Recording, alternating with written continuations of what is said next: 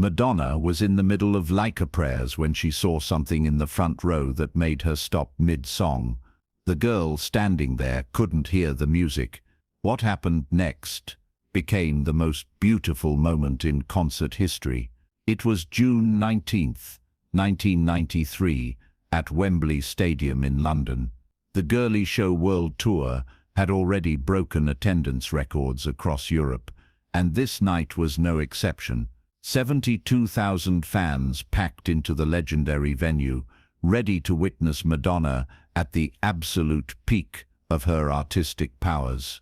The stage design was revolutionary, the circus-themed spectacle with acrobats, elaborate costumes, and technology that pushed the boundaries of what a concert could be.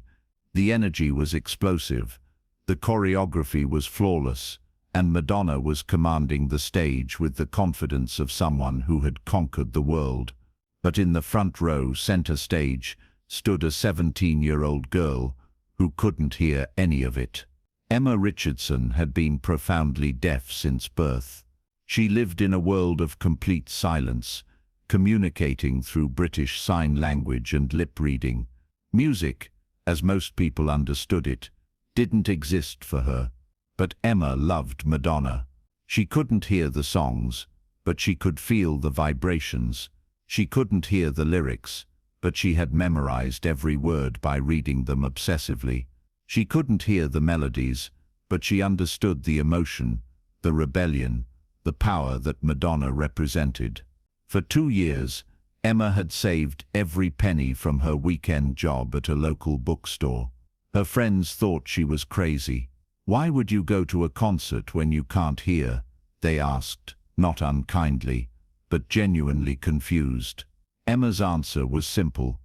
"I want to feel what everyone else feels. I want to be part of something bigger than myself." Her mother, Sarah, was skeptical but supportive. She understood that Emma's connection to Madonna went beyond music.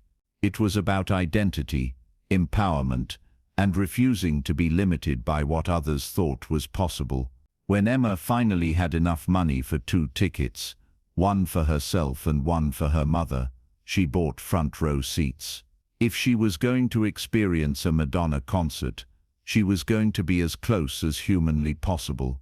For the first hour of the show, Emma stood in the front row with her hands pressed against the metal barrier, feeling every bass note reverberate through her body. She watched Madonna's movements with intense focus, reading her lips, following the choreography, becoming part of the performance in her own unique way. Around her, 72,000 people were screaming, singing, and losing themselves in the music. Emma couldn't hear any of it, but she could feel the collective energy, the vibration of thousands of voices, the pulse of the drums through the ground, the movement of air as people jumped and danced. Sarah watched her daughter with tears in her eyes. Emma was glowing with a joy that Sarah had rarely seen. Despite the silence that surrounded her, Emma was experiencing the concert with an intensity that matched anyone else in that stadium. Madonna was 73 minutes into her set. She had performed Erotica, Fever, Vogue, and a dozen other hits. The crowd was exhausted and exhilarated in equal measure. Now she was preparing for Like a Prayer as the song that had defined her career, sparked controversy, and become an anthem for millions of people around the world. As the opening notes began, Madonna did what she always did during this song. She scanned the front rows, making eye contact with fans, feeding off their energy. That's when she saw Emma. While everyone around her was screaming and reaching toward the stage, Emma stood completely still. She wasn't singing along. She wasn't screaming. She was just watching Madonna with an intensity that was almost unsettling. Madonna noticed something else. Emma's hands were pressed flat against the barrier, and she was reading Madonna's lips with absolute focus. Something about this girl's stillness in a sea of chaos caught Madonna's attention in a way that nothing else had that entire tour. Madonna stopped singing mid-verse. The band, confused, continued for a few bars before realizing something was wrong and gradually stopping. The crowd's singing faded into confused murmurs. Madonna walked to the edge of the stage, directly in front of Emma, and knelt down. For a moment, the two of them simply looked at each other. Madonna, the most famous performer in the world, and Emma, a deaf girl who had saved for 2 years to stand in this exact spot. Madonna pointed to Emma, then pointed to her own ears, and made a questioning gesture. Emma, understanding the question, shook her head and signed, "I'm deaf." Sarah, standing next to her daughter, quickly interpreted, "She says she's deaf. She can't hear the music." The crowd around them had gone completely silent, trying to understand what was happening. Madonna's face showed genuine surprise, then something else, a deep, emotional understanding of what it meant for this girl to be standing here. Madonna stood up and spoke into her microphone, her voice now addressing the entire stadium. "This beautiful girl in front of me is deaf," Madonna said. "She can't hear my voice. She can't hear this music. But she's here anyway." The stadium remained silent, 72,000 people processing this information. "What's your name?" Madonna asked, speaking slowly so Emma could read her lips. "Emma," the girl signed, and her mother translated. Madonna smiled. "Emma, I want you to come up here with me." The request was so unexpected that for a moment nobody moved. Then security began clearing a path for Emma to reach the stage stairs. Sarah started to follow, but Madonna shook her head gently. "Just Emma," she said, "but stay close. She might need you." Emma walked onto the stage like she was in a dream. She had imagined this moment 1,000 times, but the reality was overwhelming. The lights, the massive crowd, and Madonna standing right in front of her. It was almost too much to process. Madonna took Emma's hand and led her to the center of the stage. She positioned Emma facing the crowd, then stood behind her with her hands on Emma's shoulders. "Emma," Madonna said, speaking slowly and clearly so Emma could see her lips. "I want you to feel something." Madonna guided Emma's hands to place them flat on the stage floor. Then she signaled to her band to start playing like a prayer again, but this time with the bass amplified to maximum. As the music started, something extraordinary happened. The bass was so powerful that Emma could feel every note vibrating through the stage floor, traveling up through her hands and arms, resonating in her chest. For the first time in her life, Emma wasn't just reading about music or watching others react to it. She was experiencing it directly through her body in a way that was uniquely her own. Madonna began singing, and she did something that nobody in that stadium would ever forget. She took Emma's hand and placed it on her throat so Emma could feel the vibrations of her voice.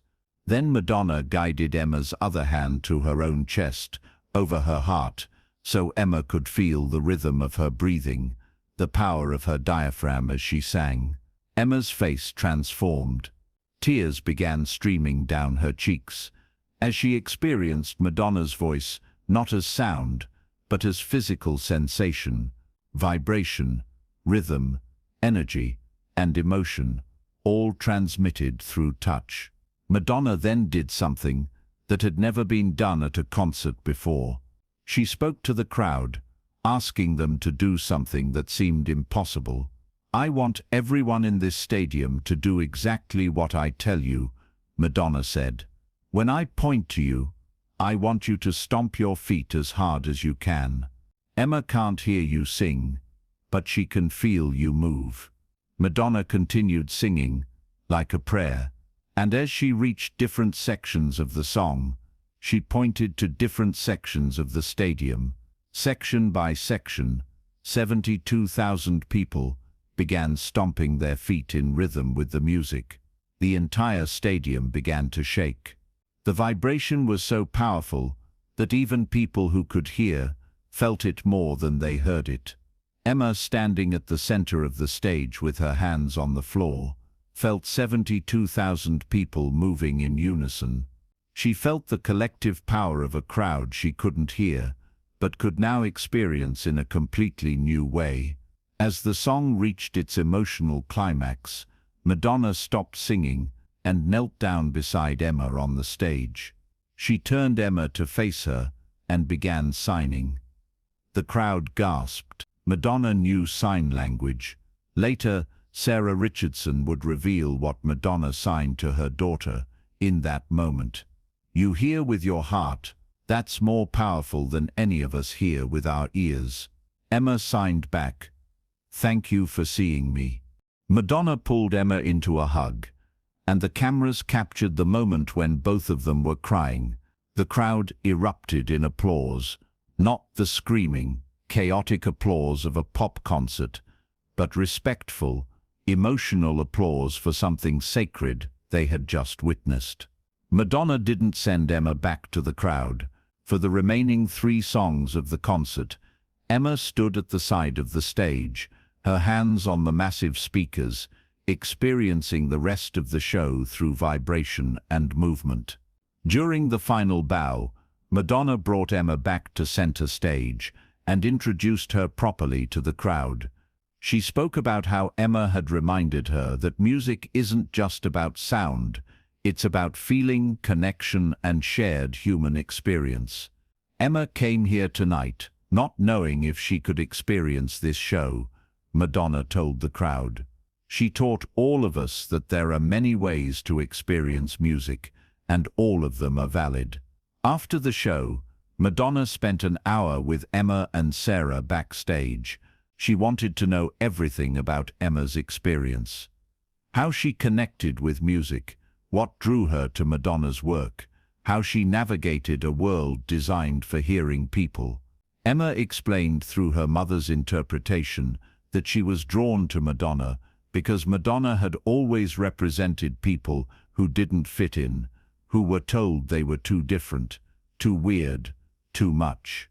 "That's me," Emma signed. "I'm always too different. But tonight, you made me feel like I belonged." Madonna was visibly moved. She told Emma something that would later become famous. "You don't need to change to belong. The world needs to change to include you."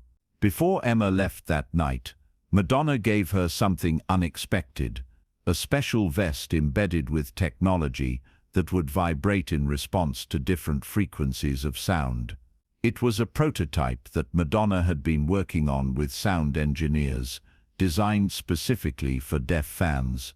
"You're not the first deaf person who's come to my shows," Madonna explained, "and you won't be the last. I want all of you to experience this the way you deserve to." Emma's experience at Wembley Stadium became a catalyst for change in the music industry. Within a year, major venues began offering vibration platforms and haptic vests for deaf and hard-of-hearing attendees. The technology that Madonna had prototyped became the basis for music, not impossible. A vibro-tactile wearable system that translates music into physical sensations. Today, this technology is used at concerts, festivals, and music venues around the world. Madonna incorporated sign language interpreters into all her future tours and created special sections near the stage where deaf fans could experience maximum vibration from the speakers. Emma Richardson is now 47 years old. She became a music journalist specializing in accessibility and inclusive concert experiences. She's written extensively about how the music industry can better serve disabled fans. In interviews, Emma always returns to that night at Wembley Stadium as the moment that changed her life. "Madonna didn't treat me like I was broken or missing something," Emma says. "She saw a different way of experiencing music, and she embraced it. She turned my disability into a different kind of ability." Emma never lost touch with Madonna. They've remained in contact over the years, collaborating on accessibility initiatives and working to make concerts more inclusive for all fans.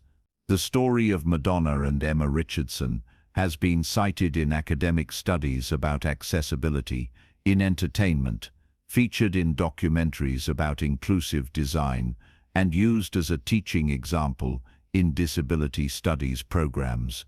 But perhaps more importantly, it changed how millions of people think about music and disability. The idea that someone who can't hear could not only attend but deeply experience a concert challenged fundamental assumptions about what music is and who it's for. Other artists began following Madonna's lead. Concerts started offering more than just visual accommodations. They embraced the idea that music is multisensory and that there are many valid ways to experience it.